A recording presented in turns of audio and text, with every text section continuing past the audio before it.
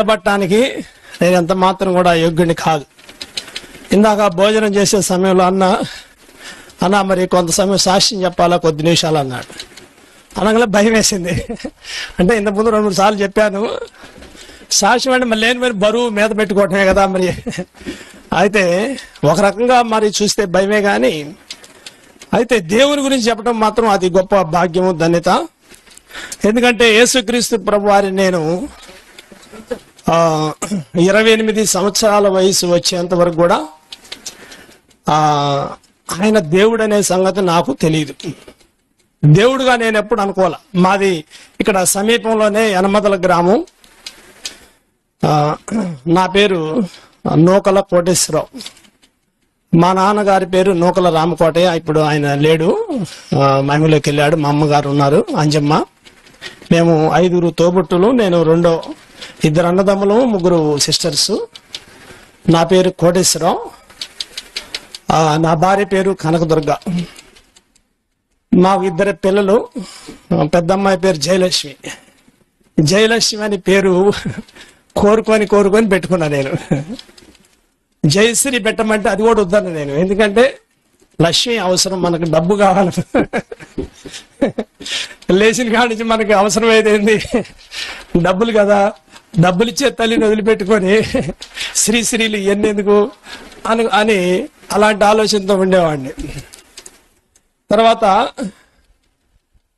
మళ్ళా మొక్కుకున్న ఈసారి అబ్బాయి పట్టాలి ప్రభా. పెద్దమ్మాయి పేరు, పెద్దమ్మాయికి లక్ష్మి అని, జయలక్ష్మి అని పేరు పెట్టాను. ప్రభు కాదు, ప్రభు అంటున్నా ఇప్పుడు. అప్పుడు తిరుపతి వెళ్ళేవాడిని. తిరుపతిలో మొక్కుకున్న ఫస్ట్ పెద్దమ్మాయికి కూడా. ఎందుకంటే నాకు 20 సంవత్సరాల వయసుకే మ్యారేజ్ అయింది, 1988లో. అప్పుడు మా మిసెస్ చదువుతుంది, ఇంకా చదువు పూర్తి కావాలి కదా అని చెప్పి అప్పుడు సంతానం కలగకుండా కొన్ని అవి వాడుతూ ఉండేవాళ్ళు మా అత్తగారు వాళ్ళు. సరే ఇంకా చిన్నవాళ్ళమే కదా, ఇంకా సమయం చదువు పూర్తి అవ్వాలి కదా అని నేను. తర్వాత కావాలనుకున్నప్పుడు పుట్టట్లేక లేట్ అయిపోతుంది, అవి ఆపినా కూడా. అప్పుడు మొక్కున్నా నేను.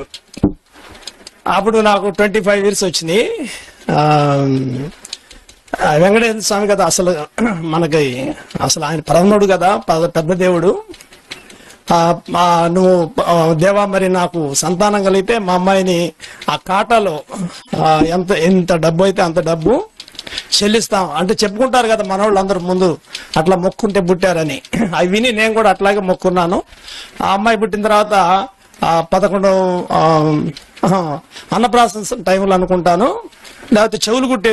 ఎందుకంటే మర్చిపోయి, ఇప్పుడు 25 సంవత్సరాలు అవుతుంది నేను ప్రభుల్లోకి వచ్చి, ఇవన్నీ మర్చిపోయా పాత సంగతులు. అది చెవులు కుట్టే టైంలోనో మరి అన్నప్రాసన టైం తెలియదు. కానీ అప్పుడు మా అమ్మాయిని నేను భుజాల మీద మోసుకొని ఆ మెట్లన్నీ కింద నుంచి పైదాకా మా బంధువులు, మా నాన్న వాళ్ళని అందరినీ కూడా తీసుకొని నేను ట్రైన్లో టికెట్లు బుక్ చేసుకొని ఆ మొక్కు తీర్చుకోవడం కోసం ఆ మెట్లన్నీ ఉదయం 10 గంటలకు మొదలు పెడితే ఈ టైంకి పైకి వెళ్ళాం.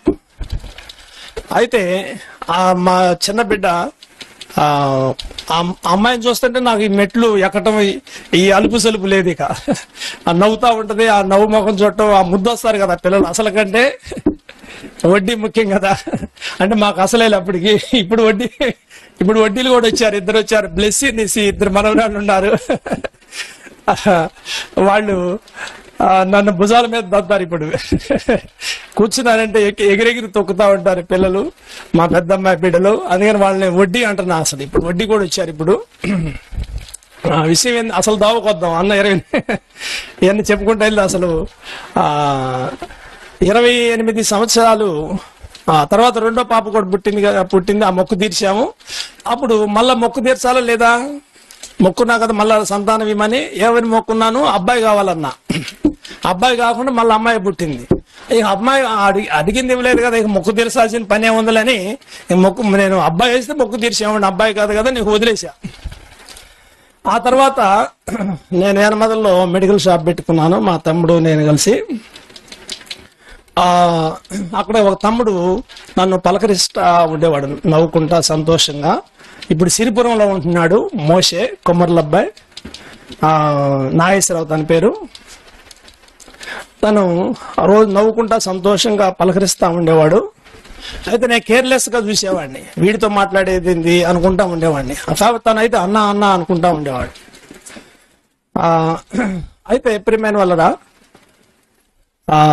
ఒకరోజు తన ముఖంలో ఉన్న నవ్వు అవన్నీ చూసి, సంతోషం ప్రేమ చూసి, ఈ అబ్బాయి ఏంది అసలు కొన్ని నెలలు అవుతున్నా కూడా కొన్ని నెల అవుతున్నా కూడా నన్ను విడిచిపెట్టకుండా నవ్వుతా మాట్లాడుతున్నాడు, సంతోషంగా పలకరిస్తున్నాడు.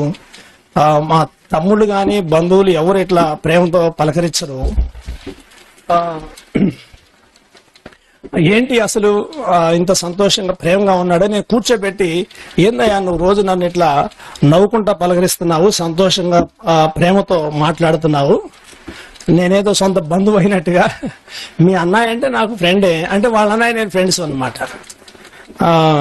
ఫ్రెండ్స్ మరి నీతోనే పెద్దగా సహవాసం లేదు, ఊరకు పలకరిస్తూ ఉండేవాడు. నేనంటే ఏంది నీకు అంత గౌరవం, అంత అభిమానం అని అడిగితే, అన్నా నాకు మా అన్న స్నేహితుడు కాబట్టి నాకు కూడా నేను చూస్తుంటే పలకరేయాలనిపిస్తుంది. సహజంగా నేను అదే టైలర్ అనమాట, మిషన్ కుట్టుకుంటా ఇంటికి వెళ్ళేటప్పుడు నాకు కలుస్తూ ఉండేవాడు. నీ నవ్వుకు, నీ ఆనందానికి, నీ సంతోషానికి కారణం ఏందని అడిగా నేను. అడిగితే నేను యేసు ప్రభువుని నమ్ముకున్నాను అన్నాడు. యేసు ప్రభువుని నమ్ముకోవడానికి సంతోషానికి కారణం ఏంది అని అడిగా నేను. ఆయన దేవుడు అన్నాడు. అంటే ఆయన దేవుడు ఏంది? అప్పుడు నాకు నా హృదయంలో పెద్ద బండరాయి పడ్డట్టు అయింది. దేవుడు యేసు ప్రభు వారి దేవుడు అంటావేంది? అల్లూరి సీతారామరాజు కూడా దేవుడేగా అన్నా నేను. నీ లెక్క ప్రకారం అయితే అల్లూరి సీతారామరాజును కూడా దేవుడు అనాలిగా అన్నా. కాదన్నాడు. మరి గాంధీ తాతను కూడా దేవుడు అనాలిగా అన్నా నేను. కాదన్నాడు. మరి యేసు ప్రభు వారికి గాంధీ తాతకి తేడా అయింది, అల్లూరి సీతారామరాజుకి యేసు ప్రభు వారికి తేడా ఏముంది? ఈయన బాణం పట్టుకొని, అల్లూరి సీతారామరాజు కత్తి పట్టుకొని నిలబడ్డాడు, ఆయన సిలువ ఏలబడతా ఉన్నాడు కదా. వాళ్ళ దేశంలో వాళ్ళు తిరుగుబాటు చేశారు, వాళ్ళ రాజులకి విరోధంగా, వ్యతిరేకంగా. వాళ్ళు విప్లవకారులు. ఆయన కూడా ఒక విప్లవకారుడు అనుకుంటున్నాను నేను. దేవుడు ఎట్లా అవుతాడు? నా దృష్టిలో దేవుడు అంటే మనకు తెలిసిందే కదా, నువ్వు కూడా మన హిందువులే కదా, మరి కిరీటం ఉండాలి కదా, కిరీటం ఉండాలి. ఇట్లా శ్రీరాముడు ఏ రీతిగా మరి ధనస్సు పట్టుకుంటాడు, ఒక చేత్తో గద, మరి కిరీటము. శ్రీకృష్ణుడు ఇక తెలిసిందేముంది, ఇక తెలియదే. శ్రీకృష్ణుడు అంటే ఇక మామూలు విషయమా? ఇక శ్రీకృష్ణుడు ముఖ్యంగా మరి ఎన్టీ రామారావు శ్రీకృష్ణ పాత్ర, ఎన్టీ రామారావు బొమ్మ చూస్తే ఇక నేను చెలించిపోతాను అనమాట. ఇక నా ఆనందానికి అంతులు ఉండదు. అసలు శ్రీకృష్ణుడు దిగొచ్చాడు అనుకునేవాడు నేను. ఇక ఈ శ్రీకృష్ణుడు మహానుభావుడు, వీళ్ళు దేవుళ్ళయా, నువ్వేంది ఇట్లా అంటే ఇదేంది, నువ్వు చెప్పేది ఏందో అసలు నాకేం అర్థం కావట్లేదు. ఎక్కడో అమెరికా వాళ్ళు కదా, మనకేం సంబంధం? పల్లెల్లో ఏదో కట్టుకుంటారు పాపం, వాళ్ళు చర్చిలు కట్టుకున్నారు అని నేను నమ్మలేకపోయా చదువుతా ఉంటే. కాదన్నా. అయితే నేను ఇంత శ్రద్ధగా వినడానికి కారణం ఏంటంటే, నాకున్న అంటే 20 minutes ఎక్కువ చెప్పలేం కాబట్టి, గుంటూరులో నేను ఒక మిర్చి ఎక్స్పోర్ట్, మా మామగారిది ఎక్స్పోర్ట్ వ్యాపారం. ఆ వ్యాపారం తీవ్రంగా లాస్ వచ్చేసి అక్కడ డబ్బులన్నీ పోగొట్టుకొని, ఆస్తులు అన్ని, ఇళ్ళు బళ్ళు అన్ని అమ్ముకొని వచ్చేసాం. నేను చెప్పే సంగతి ఎప్పుడంటే 1995 ముందు. అర్థమవుతుందా? ఆ దుఃఖంతో, భేదంతో ఉన్నా, కొంచెం బాధలతో ఉన్నా అనమాట. అప్పుడు ఏమి లేదు, అన్ని పోగొట్టుకున్నాం అనేటువంటి బాధల్లో ఉన్నా. ఆ సమయంలో నేను D.Pharmacy చేశాను కాబట్టి మెడికల్ సర్టిఫికేట్ ఉంది, లైసెన్స్ ఉంది. దాంతో ఇక మెడికల్ షాప్ రన్ చేసుకున్నాను అనమాట. లేకపోతే మెడికల్ షాప్ పెట్టాల్సినంత అవసరం కూడా లేదు. ఆ పెద్ద స్టేజీలో ఉన్నాం. అయితే దేవుడు అదంతా కూడా జీరో చేశాడు అనమాట. ఆ స్టేజీలో ఉంటే ఇప్పుడు అలాగే కొనసాగుతూ ఉన్నట్టయితే, నేను మిర్చి ఎక్స్పోర్ట్ లోనే ఉన్నట్టయితే ఇప్పుడు 4-5 కోల్డ్ స్టోరేజీలు కట్టేవాళ్ళం, 4-5 పెద్ద కార్లు ఉండేవి. యేసు ప్రభు గురించి చెబితే ఎవరు యేసు ప్రభు అనేవాడిని, పోపోవాయి అవతలపు అనేవాడిని. ఇప్పుడు నన్ను ఆయన ప్రణాళికలో జగత్తు పునాది వేయబడకనుపే క్రీస్తు యేసులో ఆయన నన్ను జ్ఞాపకం చేసుకున్నాడు కాబట్టి, నన్ను జీరో చేసి, సున్నా చేసి, నన్ను ఎట్లా దారికి తీసుకురావాలో, ఎట్లా పట్టుకోవాలో ఆయన తెలుసుగా సృష్టికర్తకు. తల్లి గర్భంలో ఉన్నప్పుడే నన్ను ప్రత్యేకపరుచుకున్నాడు, ఏర్పరచుకున్న దేవుడు కదా మనల్ని. కాబట్టి ఇవన్నీ ప్రణాళిక ప్రకారం, ఆయన నిర్ణయ ప్రకారం, ఉద్దేశ ప్రకారం నన్ను అలాంటి పరిస్థితుల్లో కూడా తీసుకొచ్చి కొన్ని కష్టాల, నష్టాలు, దుఃఖాల కడల్లో కూడా తీసుకొచ్చిన పరిస్థితుల్లో అప్పుడు సంతోషం కోసం నేను ఆ బిడ్డను అడగడం, ఆ సంతోషం కోసం అడుగుతున్నాను కాబట్టి నాకు సంతోషం కావాలా, నవ్వు కావాలా, మనశ్శాంతి కావాలా, శాంతి కావాలా, సమాధానం కావాలా అనే దానికోసం నేను ఎదురు చూస్తున్నాను. కాబట్టి ఆ ఎదురు చూసే పరిస్థితి దేవుడు నాకు అనుమతించాడు, ఆ పరిస్థితులన్నీ. అప్పుడు ఆ బిడ్డ చెబుతా ఉంటే ఫస్ట్ ధిక్కరించాను. కాదుకూడదన్నాను. మనకు సంబంధం లేదు, మనకు అవసరం లేదు, యేసుప్రభు గురించి ఇంకా మరి ఇంకోసారి చెప్పొద్దులే అన్నాను. తర్వాత అతను ఎందుకు వదిలిపెడతాడు? దేవుని పెట్టి వదిలిపెడతాం మనం తేలిగ్గా, ఎవరిని వదిలిపెట్టాం కదా. ఆ రోజు వెళ్ళిపోయి వదిలించుకున్నాను లేటనో అనుకున్నా. తర్వాత మళ్ళా 10 రోజుల తర్వాత ఒక పాస్టర్ గారిని తీసుకొని వచ్చాడు. వచ్చేవాడు ఊరకు రాలేదు. బక్సింగ్ గారి ఆ సాక్ష్య పుస్తకం తీసుకొని వచ్చి ఇచ్చాడు. చదవమనిస్తే పాపం ఇటు గౌరవంగా ఇస్తున్నారు, ముఖాన వద్దంటం ఎందుకులే అని తీసుకొని సరే సరే చదువుతానని చెప్పాను. ఆ మూలన టీసిరేసి వాళ్ళని పంపించేసి ఆ తర్వాత 2 రోజుల తర్వాత ఏంటి వీళ్ళు ఇంత ప్రేమగా తెచ్చిచ్చారు, ఏమైంది, పుస్తకం చదివితే ఏం పోయింది, దాంట్లో మరి చదివినందువల్ల నష్టం ఏముంది, ఎన్నో చదువుతున్నాం, ఎన్నో చేస్తున్నాం కదా అని పుస్తకం తీసి చదవటం మొదలుపెట్టాను. ఎందుకంటే నేను చిన్నప్పటి నుంచి కూడా నా ఆరాధ్య దైవాలు, నా ఇష్ట దైవాలను ఎక్కువగా ప్రేమించాను. ఉదయం నిండా వాళ్ళే ఉండారు కాబట్టి మరి పాస్టర్లు వచ్చినా యేసుప్రభు వారి గురించి చెప్పినా కూడా నేను అసలు అనుమతించేవాడిని కాదు. హృదయం నిండా నాకు శ్రీకృష్ణుడు, లేకపోతే శ్రీరాముడు, వెంకటేశ్వర స్వామి, లక్ష్మీ తల్లి వీళ్ళందరూ ఉండగా ఇంక మనకి దేవుడు ఎందుకు అనుకుంటా ఉండేవాడిని. ఇక అన్నిటికీ మించి ఇంకొక దేవుడు ఉన్నాడు నాకు. ఎవరో చెప్పమంటారా? నా పేరు కోటేశ్వరరావు కదా. కోటప్ప కొండ అక్కడ పక్కనే మా అమ్మమ్మ గారు ఊరు గోనెపూడి. అన్న మైకులో కాళ్ళున్నా ఇబ్బంది ఉంటుంది మైకులో. ఎందుకంటే నేను చిన్నగా చెబుదాం అనుకున్నా కూడా మైక్ పెద్దది కాబట్టి బయటకు వెళ్ళిపోతుంది. పరిస్థితులు బాగలేదు కదా. నాకు ఇష్టదైవం కోటయ్య స్వామి. అంటే ఎందుకు ఇష్టదైవం అంటే ఆయన ఏదో నిజ దేవుడు, ఆయన చరిత్రను బట్టి కాదు. ఆ కోటయ్య కొండ సంవత్సరానికి ఒకసారి మహాశివరాత్రి, మా అమ్మమ్మ గారు ఊరు అక్కడే కాబట్టి మా అమ్మ ఎప్పుడు కూడా నన్ను ఆ కోటయ్య కొండ ఆ శివరాత్రి తీసుకెళ్తా ఉండేది నన్ను చిన్నప్పటి నుంచే. అక్కడ మహాతిరణాలు కదా, అక్కడ వాళ్ళు బళ్ళు కట్టుకొని నన్ను కూడా తీసుకెళ్లేవాళ్ళు. ఇక కొంచెం పెద్దవాడిని అయ్యే కొన్ని నా అంతా నేను వెళ్ళటం అలవాటు చేసుకున్నా. అక్కడ స్నేహితులతో వాళ్ళతో కలిసి తిరణాలంతా పిచ్చాపాటిగా తిరగటం, ఆ ప్రభలు, ఆ వెలుగులు, ఆ డాన్సులు, ఆ కథలు, ఆ పాటలు అవన్నీ చూసి నా అంతటి నేనే సంతోషిస్తా. అసలు దేవుడు ఏనే అనుకునేవాడిని మళ్ళా కాసేపు ఆ రోజు. ఎందుకంటే ఇన్ని లక్షల మంది వస్తున్నారంటే మిగతా వాళ్ళంతా చిన్న చితక దేవుళ్ళు, వాళ్ళు ఎప్పుడో సంవత్సరానికి ఒకసారి గుడి తీసి తలుపులు తీసి మొక్కుతారు. వీళ్ళే చిన్నోళ్ళు అనుకుంటే ఈయన పెద్దవాడు, జిల్లా కదిలి వస్తుంది, ఈయన మించిన దేవుడు. అసలు నా పేరు కూడా ఈ పేరు పెట్టారు, అసలు నేను ఇంకెంత గొప్ప అని ప్రతి కరెంటు ప్రభ దగ్గరికి వెళ్ళి చూసేవాడిని. ఎందుకంటే ఈ తిరణాలు నాది అన్నట్టుగా, ఎందుకంటే నా దేవుడు ఆయన, నాకు సంబంధించిన ఆయన, నా పేరు కూడా అయిందే అనుకుంటా ఉండేవాడిని. అట్లాగా ప్రియమైన వాళ్ళరా, నేను దేవుళ్ళంటే చాలా ఇష్టం. దేవుళ్ళంటే చిన్నప్పటి నుంచి మా ఇంట్లో కూడా ఈ పూజలు ఇవన్నీ చేస్తూ ఉంటారు, దీపారాధనలు ఇవన్నీ. మా నాన్న కూడా బాగా మంచి పూజ చేస్తాడు, భక్తుడే. అంటే దీప అయితే వెలిగించి ఏమంటారు అది, సాంబ్రాన్ని కడ్డీలు వెలియటం వరకే, అంతవరకే మా నాన్నోళ్ళు పూజ చేసేది. అంతకంటే ఎక్కువ చేయలేరులే, కానీ వ్రతాలు ఇవన్నీ ఉండే కాదు. ఇప్పుడు పండుగ రోజు మాత్రం ముఖ్యంగా వినాయకుడి పండుగ అంటే మాకు ఎంతో సంతోషం నాకు. ఆ రోజు ఉదయం పూట వెళ్ళి మా పక్కన ఏరే తోట అనేది ఆ గడ్డి ఈ గడ్డి ఆకులు అన్నీ తీసుకొచ్చి ఇంటికి వచ్చేటప్పుడు నాకు అలసిపోయేవాడిని, అందరితో పాటు వెళ్ళేవాడిని. ఇక మా అమ్మ ఈ పొంగలను నైవేద్యం అన్ని చేసి వండరాలు చేసి ఆడబెట్టేది. ఆడబెట్టినప్పుడు మా నాన్న అనేవాడు, అబ్బాయి అందరూ బయటికి రాండ్రా, అందరు బయటికి రండి, ముందు దేవుడు తింటాడు అని తలుపులేసి మమ్మల్ని బయట తీసుకొచ్చేవాళ్ళు. అప్పుడు ఆలోపే నేను అవన్నీ చూసి నోరు వరుతా ఉండేది, నైవేద్యం ఉండరాళ్ళు 2 తెచ్చుకునేవాడిని కదా అన్న. వాళ్ళు తెలియకుండా మా అమ్మ మా నాన్నకి తెలియకుండా తినేవాడిని కొన్నిసార్లు కూడా. బయటకు వచ్చిన తర్వాత మళ్ళీ తలుపు తీసి లోనికి వెళ్ళిన తర్వాత దేవుడు తింటాడా, దేవుడు కూడా తింటాడంటావా అని మా నాన్న. ఎట్ట తింటాడు నాన్న అన్నా నేను. తింటాడు రా అన్నాడు. అంటే మరి అవన్నీ అట్లాగే ఉంటాయి కదా అన్నా నేను. వాసన చూస్తే చాలరా దేవుడు, ఆయన వాసన చూస్తే సరిపోద్ది ఆయనకు అన్నాడు. అంటే అంటాడు కావాలనుకున్నాను నేను.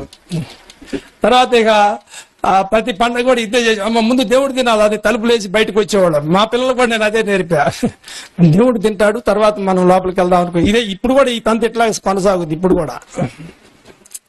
కాబట్టి ఇలాంటి విగ్రహారాధన, దేవుళ్ళు అని పిలువబడేటువంటి దేవుళ్ళు కాని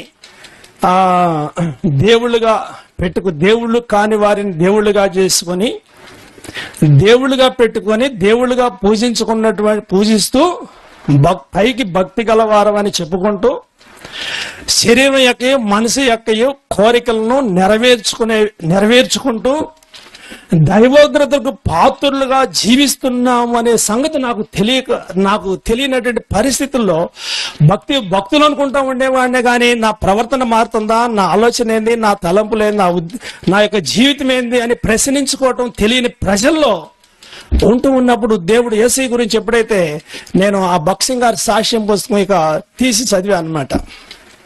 చదువుతున్నా అట్లా ఫస్ట్ పేజీ దిగానే భక్సింగ్ గారు ఫస్ట్ ఏం చేశాడు, ఆయన ఏం చేశాడు, బైబుల్ చించాడా లేదా, బైబుల్ అట్లా చించేశాడు.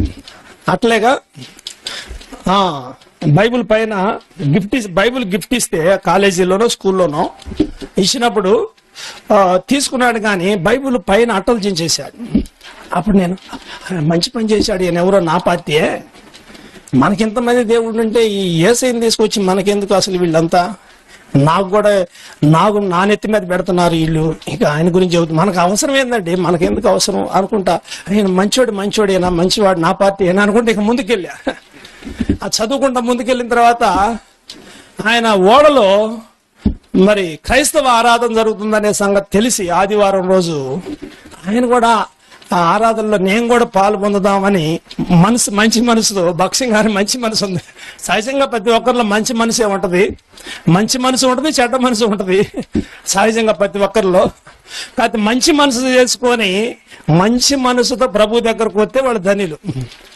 మంచి మనసు ఇక్కడ కూర్చున్న వాళ్ళు ఎవరైనా, ఇంకా ఈ మైక్ శబ్దం ద్వారా వినేవాళ్ళు ఎవరైనా సరే నెగిటివ్ తో కాకుండా, విరోధపు ఆలోచనలతో కాకుండా మంచి మనసుతో ప్రభు దగ్గరకు వస్తే, ప్రియమైన సహోదరుడా, అన్నయ్య, అక్క, చెల్లి, తమ్ముడు, చిన్నలారా, మీరు ధన్యులవుతారు. మీరు దేవుని సర్వోన్నతిని కుమారులు అవుతారు. ఇప్పుడు నేను కూడా సర్వోన్నతిని కుమారుని అయిపోయా, ఒకప్పుడు దయ్యపు కుమారుని. ప్రియమైన వాళ్ళు అట్లా చదువుతా ఉన్నప్పుడు ఆయన కూడా వాళ్ళంతా మోకరించారంట వర్తమానం అయిపోయిన తర్వాత ఆరాధన కొరకు. ఆయన నేనెందుకు మోకరించాలనుకున్నా అంటే ముందు, తర్వాత నేను మసీదుకి వెళ్ళినప్పుడు వాళ్ళతో పాటు కలిసి వాళ్ళు చేసిన పద్ధతులు పాటించాను. హిందూ దేవాలయాలకు వెళ్ళినప్పుడు నేను కూడా కొబ్బరికాయలు కొట్టి నేను కూడా పలహారం తిన్నాను. వీళ్ళ దగ్గరకు వచ్చినప్పుడు వీళ్ళతో కూడా నేను కూడా ఎందుకు కలిసి వాళ్ళతో ఏకీపిస్తే ఏం పోయింది అనుకొని ఆయన కూడా మోకరించాడంట. ఆ మోకరించినప్పుడు ప్రభు ఆత్మ తన హృదయంలోకి దిగటం మీరందరూ చదివారు కదా. చదివినాడు చేతులు ఎత్తండి, భక్సింగ్ గారి సాక్ష్యం పుస్తకం చదివినాడు, చేతులు ఎత్తండి, బాగా పైకి ఎత్తండి అక్క, ఎందుకంటే ప్రభు భయంకరంగా ఉంటుంది. దించండి. మంచి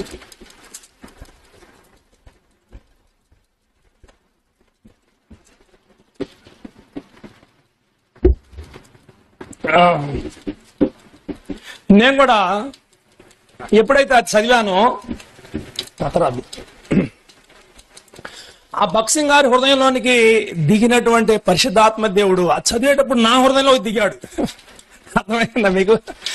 అప్పుడే నాకు తెలియకుండానే మా అమ్మ అంటా ఉండేది ఏమంటే, ఒక్కొక్క కష్టానికి ఒక దేవుడు గుర్తొస్తాడు మా అమ్మకి. ఆమెకు వచ్చే ఇబ్బందిని బట్టి ఈ ఇబ్బందికి ఈ కొండకి వెళ్ళాలా, ఈ ఇబ్బందికి ఈ దేవుడి దగ్గరికి వెళ్ళాలా, ఆయన సత్యం గల తల్లిరా, ఈమె సత్యం గల తల్లిరా అంటా ఉండేవాళ్ళు ఇంట్లో. అప్పుడు నేను కూడా ఏమనుకున్నాంటే, అమ్మో ఈయన కూడా సత్యం గల దేవుడు కావాలా, నా హృదయం ఏందో ఒక రకంగా ఉంది, ఈయన కూడా దేవుడే కావాలా. భక్సింగ్ గారిలోకి దిగిన దేవుడు, ఆ భక్సింగ్ గారు ప్రభా ప్రభా ప్రభా ప్రభా అంటున్నాడు. ఇక అట్లాగే నాగుల్లో కూడా తెలియకుండా ఇక ఆ సాక్షి ఇడిచిపెట్టకుండా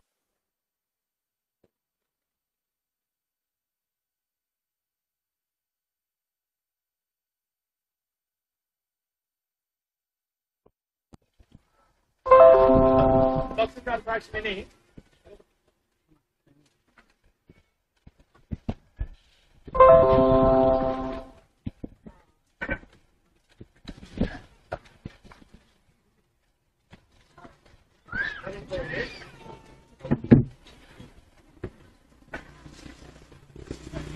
ఆ తర్వాత ఇక నా హృదయంలో తెలియకుండా ఒక ఆనందం వచ్చి వదిలిపెట్టకూడదు, ఏదో కూడా సత్యం దేవుడే, నాకున్న కష్టాల్లో ఇబ్బందుల్లో ఏదో కొంత మేలు జరుగుతుంది, దేని దగ్గర కూడా వెళ్దాం, ఆయన గురించి కూడా తెలుసుకుందాం, ఈయన కూడా పూజ చేద్దాం, ఈయన కూడా దేవుడిగా చేసుకుందాం అనే మనసు వచ్చింది నాకు. అర్థమైందా? ఈ మనసు వచ్చిందని చెప్పా ఆ బ్రదర్కి. వాళ్ళు వదిలిపెడతారా, ఇక నన్ను శివ మందిరం తీసుకెళ్ళారు. ఇప్పుడు ప్రభు అంటే నాకు ఇష్టంగా ఉంది. ఆ మహాభక్తుడు, ఆ సిక్కులు, ఆ భక్సింగ్ గారు, ఆయన నిజంగా దేవుడు తేల్చేశాడు, నిజంగా ఈయనే దేవుడు అని నమ్మేశాడు. నాకు కూడా అర్థమైందయ్యా, మొత్తాన్ని దేవుడు తెలుసుకున్నాను, ఈయన కూడా దేవుడే, నేను కూడా అప్పుడప్పుడు వస్తుంటానులే అని చెప్పా. వాళ్ళకి ఎక్కడ లేని ఆనందం వచ్చింది. ఇట్లా తీసుకెళ్తారు, ఇట్లా ఈ రక్షణ గురించి నాకు తెలియదు, నరకము ఈ పరలోకం ఇవన్నీ తెలియదు కదా. ఇక వాళ్ళు ఏమనుకున్నా, వాళ్ళు దూడ వల్ల పడింది, పెట్ట వల్ల పడ్డట్టు అనుకుంటున్నారు వాళ్ళ మనసులో. ఎవరెవరంటే మోషేను ఇప్పుడు బోట్స్వానాల్లో సేవ చేస్తున్నాడు జాగ్పాల్ బ్రదర్ సుధాకర్ రెడ్డి. వీళ్ళిద్దరూ అప్పుడు 1998, 7, 98, 99 ఆ ప్రాంతంలో ఇంజనీరింగ్ చదువుతా RVR కాలేజీలో మా ఊర్లో ఇట్లా పరిచయం జరిపిస్తా ఉన్నారు వీళ్ళిద్దరు కలిసి.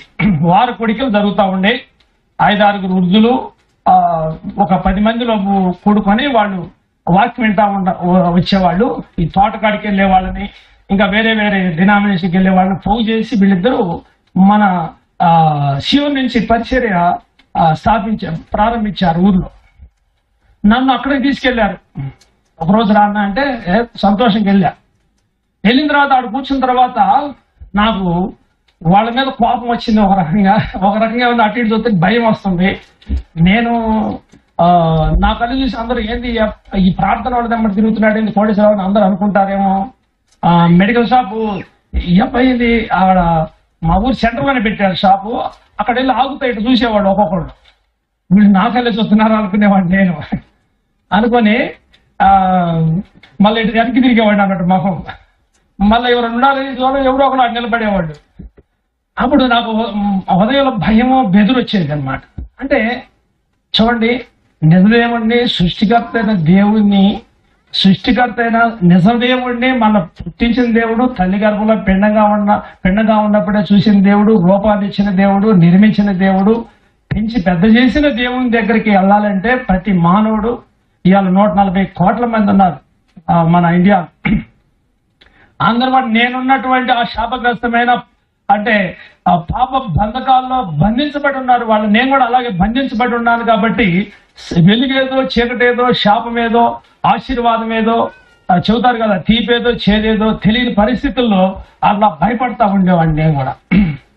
అప్పుడు అన్నాను వాళ్ళతోటి, అయ్యా నేనేదో పొరపాటున వస్తానన్నాను, ఇక రాను, అసలు ఇంట్లో చదువుకుంటాను, ఏదైనా ఉంటే ఇవ్వండి, మందిరంలో చదువుకుంటా, ఇంట్లో పుస్తకాలు బాగుంటాయి అంటే అప్పుడు కొత్త నిబంధన గ్రంథం తెచ్చిచ్చాడు నాకు.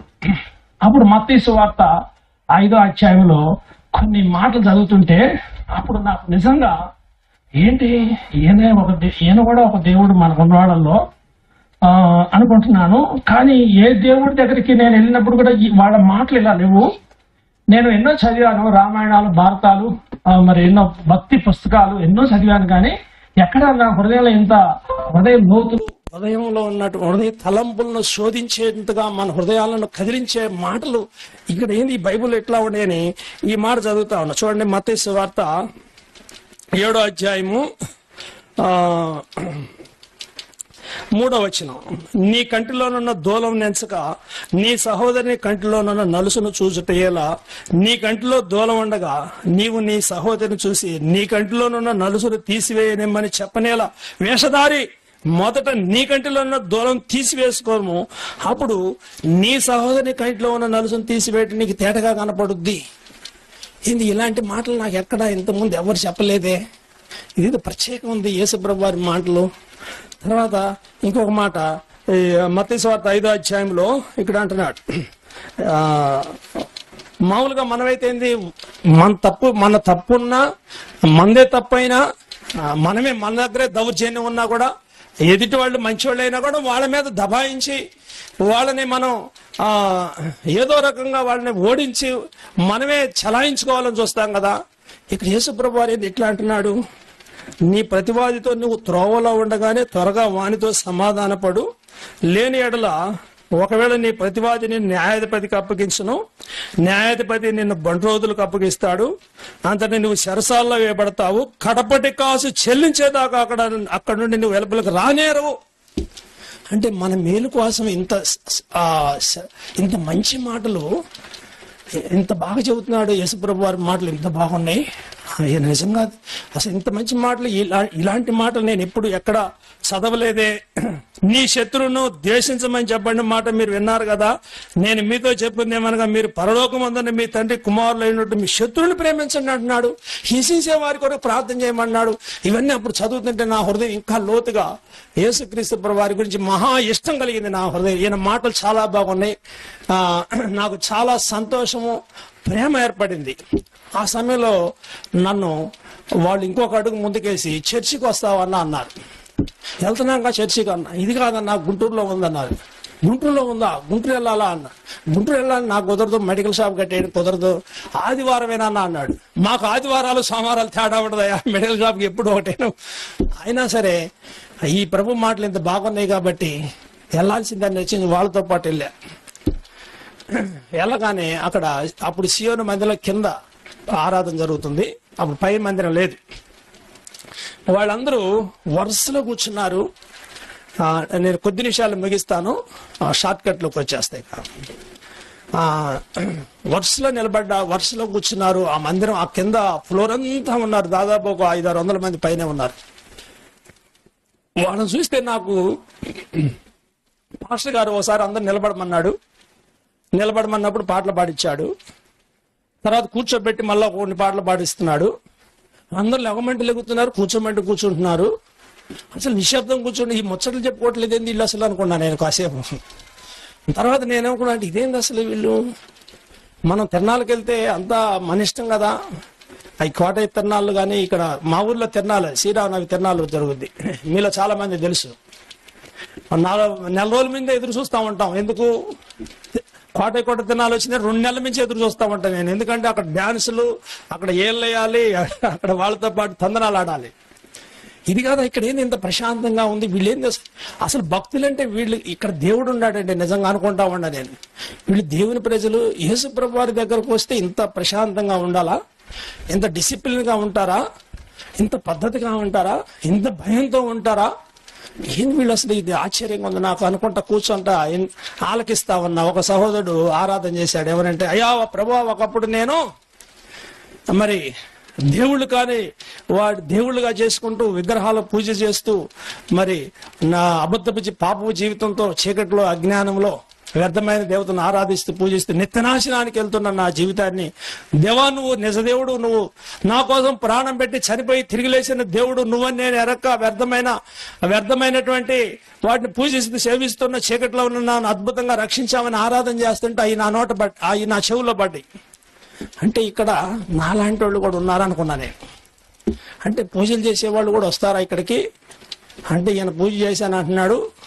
మొత్తం నాకు ఒక ఆధారం దొరికింది. అంటే వీళ్ళు కూడా ఉన్నారంటే నాతో పాటు నా పార్టీ కూడా ఉండాలి ఇక్కడ అనుకున్నా నేను. ఇక ఆ రీతిగా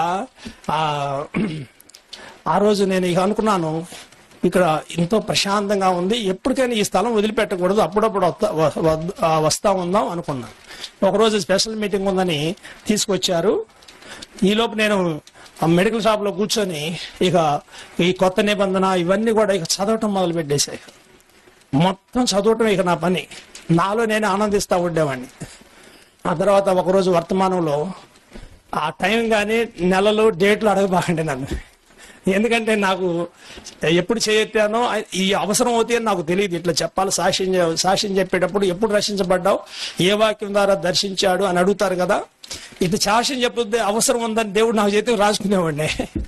ఏదో అనుకోకుండా మరి నేను సేవలో ఆయన సేవ చేయడానికి ఆయన ప్రణాళికలు ఆయన ఉద్దేశాలని నాకు తెలియవు. కాబట్టి ప్రియులారా, నేను తప్పించుకుంటా తిరిగేవాడిని.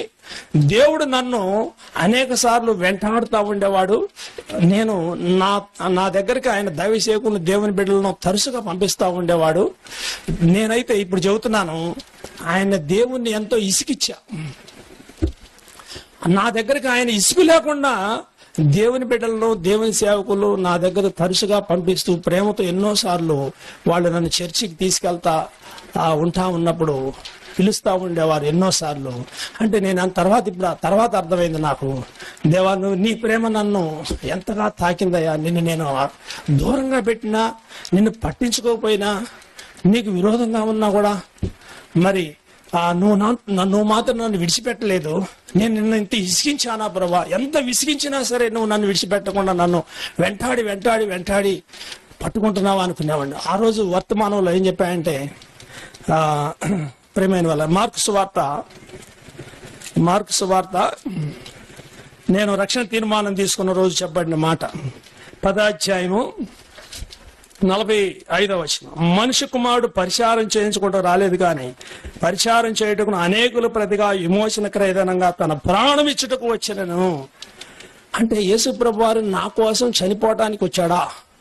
నా కోసం చనిపోయాడు. అవును, నీ పాపాల కోసమే చనిపోయాడు. నీ పాప జీవితాన్ని బట్టి ఆయన చనిపోయాడు. నీ పాపాలు క్షమాపణ పొందకుండా నువ్వు చస్తే నీ గతి నరకమే, అగ్నిగుండమే.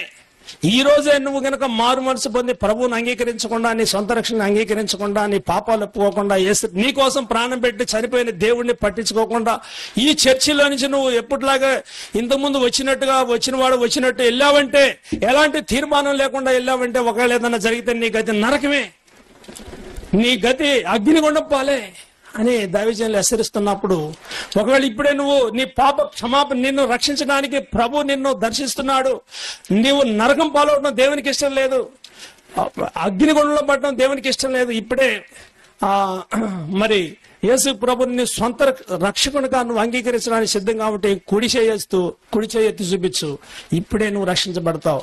నువ్వు ఎప్పుడు చనిపోయినా నీకు భయం ఉండదు. నువ్వు ఖచ్చితంగా నువ్వు పరలోకంలో దేవుని దగ్గర ఉంటావు అన్నప్పుడు నేను చేయెత్తేసింది. ఆ రోజు ఇక నా ఆనందం, సంతోషం, ఇక నా జీవితం మారిపోయింది.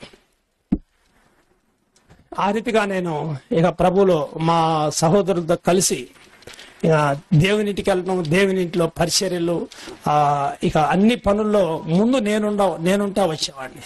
ప్రతి కొడికలకు వచ్చే సేవకులకు భోజనాలు పెట్టడం, వాళ్ళని బస్ ఎక్కించడం, వాళ్ళకి ఛార్జీలు ఇవ్వటం, వాళ్ళని రిసీవ్ చేసుకోవటం, అట్లా నేనే అక్కడ మెయిన్ సంఘ పెద్దగా ఉంటూ, పెద్దగా నేనే పెద్దని అనుకోలేదు కానీ ఉండడంలో పెద్దవాడిని నేనే.